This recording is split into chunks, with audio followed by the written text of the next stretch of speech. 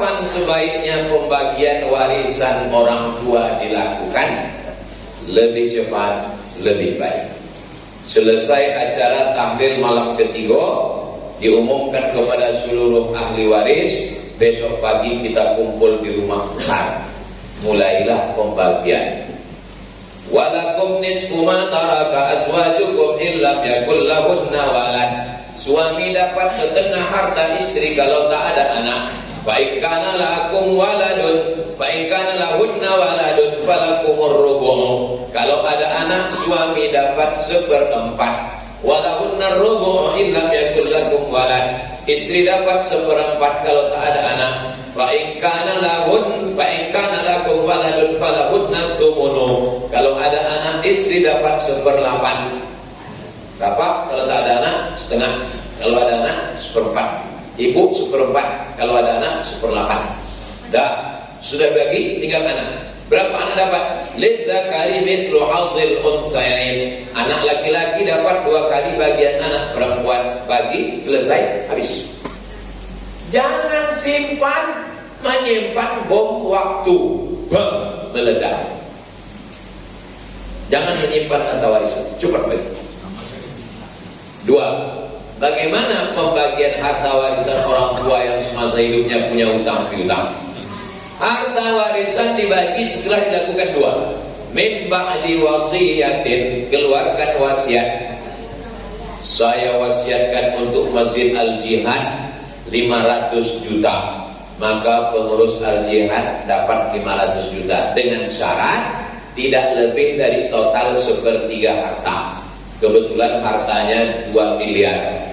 Maka Masjid Al-Jihad dapat 500 juta, 1/4 masih besar. Tinggal 1,5 M. 1,5 tadi yang dibagi oleh ahli waris. Keluar wasiat, habis keluar wasiat, audain, keluarkan hutang. Berapa wasiatnya? 500 juta. Kasih ke Al-Jihad. Berapa lagi tinggal? 1,5 M. Berapa hutang almarhum? Hutang almarhum pas 1,5 M. Habis. Balik dari pembagian itu mengalir. Jangan bagi harta warisan sebelum keluarkan wasiat dan hutang. Setelah hutang diambil baru bagi. Kalau tak ada yang bisa dibagi, berarti nasib kalian. Maka balik dari sini, tanya bapak ibu di rumah, dia punya hutang tidak. Jangan sampai pulang hampa. Mungkin bapak bisa menerima, tapi bini bapak daripada lolok di ruang hutang. 3. Bila hutang orang tua semasa hidupnya lebih besar dari piutang, apakah ahli waris wajib menyelesaikan hutang orang tua tersebut? Ahli waris wajib membayar hutang almarhum dari tirkah, dari harta warisan. Anak-anak tidak wajib membayarkan hutang orang tua. Saya ulang sekali lagi. Hutang almarhum dibayarkan dari warisan. Sedangkan ahli waris tidak wajib membayarkan hutang. Jadi kalau datang orang menuntut, bayar hutang bapakmu. Kenapa kau kasih? Tidak ada yang mewajibkan kami membayar dari harta kami. Hanya wajib diambil dari harta warisan. Tapi kalau anaknya mau bersedekah, saya kebetulan ada duit, saya bayarkan, itu terhitung sebagai sedekah dari anaknya. Tapi anak tidak wajib membayarkan dari duitnya sendiri. Jelas? Karena kalau belum makan siang ini kadang-kadang tak jelas ya. Kalau tuan pergi ke Palas, jangan lupa membeli bawang. Kenapa ceramah Ustaz Somad tak jelas? Karena jamaah belum makan siang. Apa jelas atau tak jelas? Apakah ahli waris apabila ahli waris meninggal dan punya anak? Apabila ahli waris meninggal,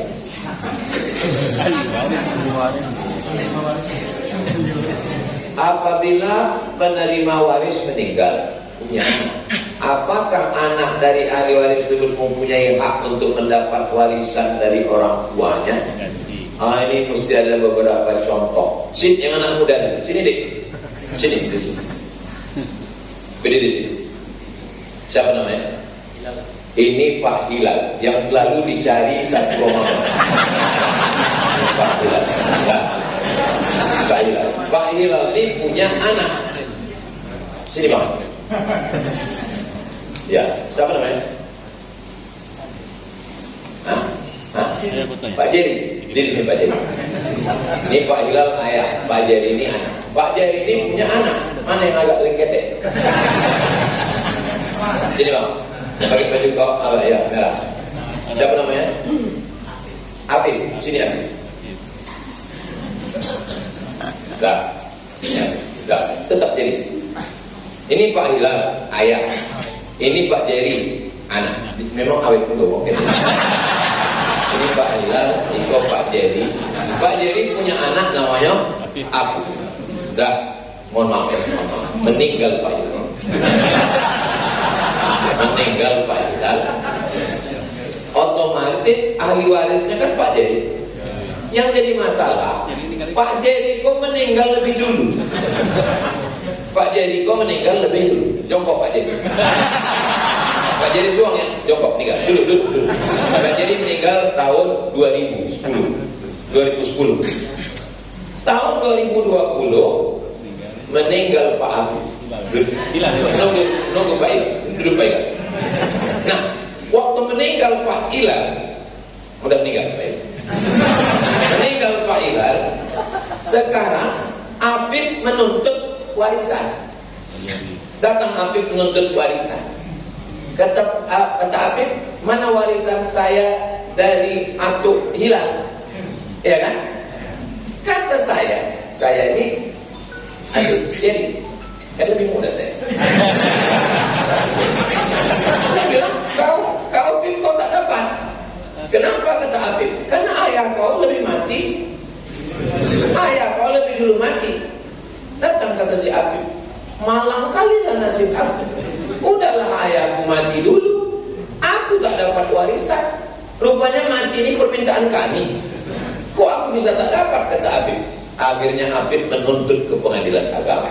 Maka keluarlah KHA, kompilasi hukum Islam Indonesia, yang menyatakan bahwa anak dari ahli waris yang ayahnya mati duluan bisa dapat hak tidak lebih dari pamannya. Jadi kalau saya dapat 500 juta, maka Afif bisa menuntut ke pengadilan dan dia tidak boleh lebih dari jatah saya. Sekarang saya tanya, Afif menuntut atau tidak?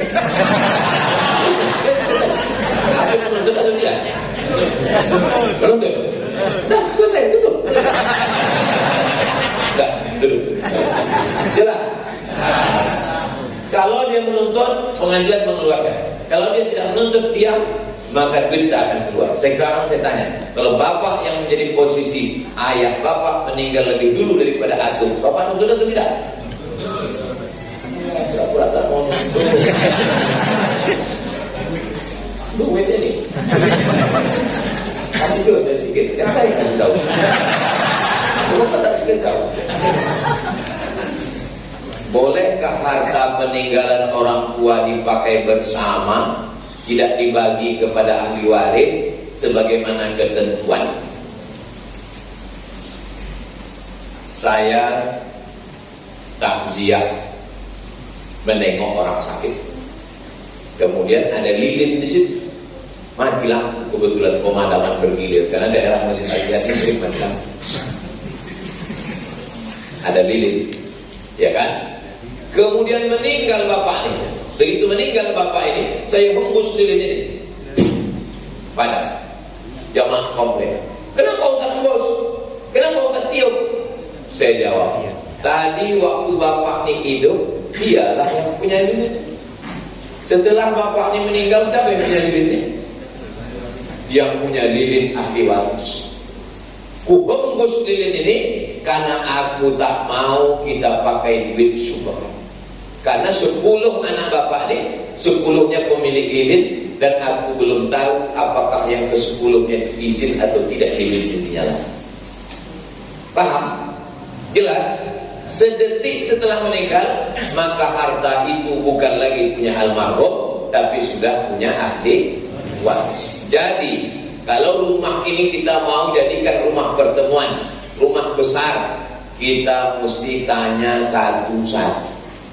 Tak bisa saya sebagai abang paling tua mengatakan, adik-adik sekalian, rumah ini kita wakafkan untuk kita bersama, kumpul anak cucu. Setuju ya? Tak bisa. Karena itu bukan harta. Yang bisa kau wakafkan itu harta. Sedangkan itu adalah harta engkau adik-beradik. Ya, kau mewakafkan karena kau kaya, duit kau banyak. Adik kau kan tak sama. Maka caranya bagaimana? Bagi dulu. Bagi. Rumah ini berapa harganya? 1M. Adik-beradik berapa orang? 10 orang. Jatah satu orang berapa? Ada yang laki-laki, ada yang perempuan. Bagi dulu jatah dia. Setelah bagi baru ditanya. Menurut pembagian kita, kau dapat 125 juta, kau dapat 75 juta. Ini mau kita bagi atau kita wakafkan bersama supaya rumah ini tempat kita ngumpul. Kita buatkan yayasan. Namanya Yayasan Almarhum Bapak Fulan.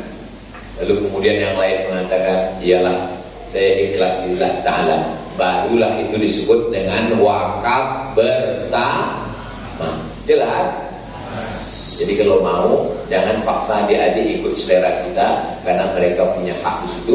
Bisa jadi mereka segan untuk menolak karena rame-rame. Tapi tanya satu-satu. Setelah itu menuliskan wakaf ikhlas lillah ta'ala, barulah dirubah surat tanah itu ke BPN, Badan Pertanahan Nasional. Namanya berubah menjadi milik yayasan. Karena tidak lagi milik personal. Jangan milik personal. Nanti mati kita berkelahi anak cucu kita. Kita sedang meninggalkan bom waktu. Akhirnya sudah lewat jadi 1.55. Tadi jadi 1.45. Mudah-mudahan Allah memberikan rahmat dan ridhonya kepada kita. Ala hadhihi yang al-Fatihah.